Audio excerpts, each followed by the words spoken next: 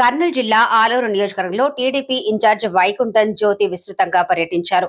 ఓళ్లకుందలో వృద్ధులు, వికలాంగులకు స్వయంగా ఇంటింటికి వెళ్లి ఎన్టీఆర్ భరోసా పెన్షన్లు పంపిణీ చేశారు. అనంతరం ఆలూరులో మీడియాతో మాట్లాడుతూ బాధ్యతలు చేపట్టిన 3 నెలల్లోనే నియోజకవర్గ అభివృద్ధికి, రోడ్ల మరమ్మతులకు నిధులు మంజూరు చేయించామన్నారు.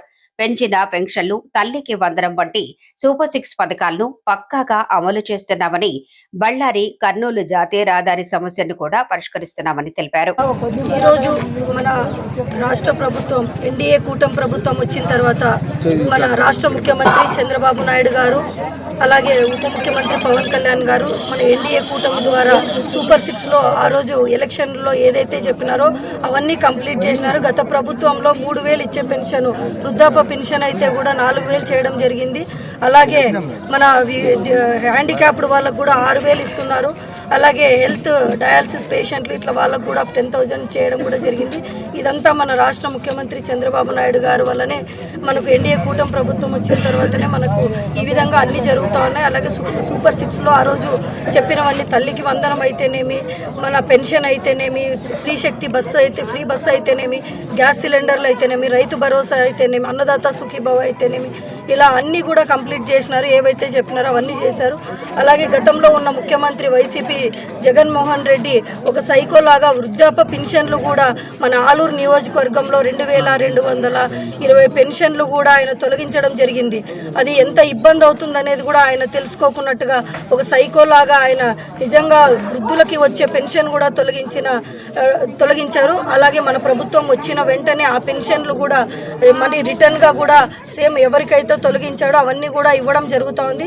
మన ఆలూరు నియోజకవర్గం ద్వారా 33,904 పెన్షన్లు కూడా మనం ఈరోజు పంపిణీ చేయడం జరుగుతోంది. గతంలో అయితే వాళ్ళు బ్యాంకుల చుట్టూ 1 రోజు 2 రోజులు కూడా వెయిట్ చేసే పరిస్థితి ఉండేది.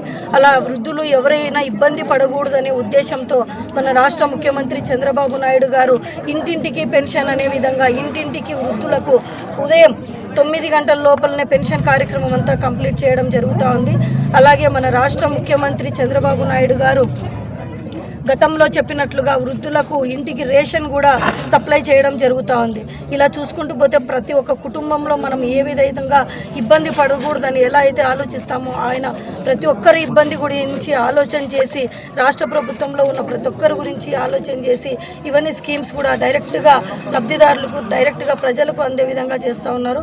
మా ఆలూరు నియోజకవర్గం తరఫున కూడా కృతజ్ఞతలు తెలియజేస్తా ఉన్నాం.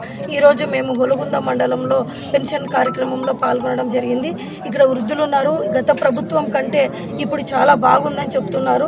వీళ్ళందరూ కూడా చంద్రబాబు నాయుడు గారిని ఆశీర్వదించాలా, మన ఎన్డీఏ కూటమి ప్రభుత్వాన్ని ఆశీర్వదించాలని చెప్పేసి కూడా తెలియజేస్తున్నాం.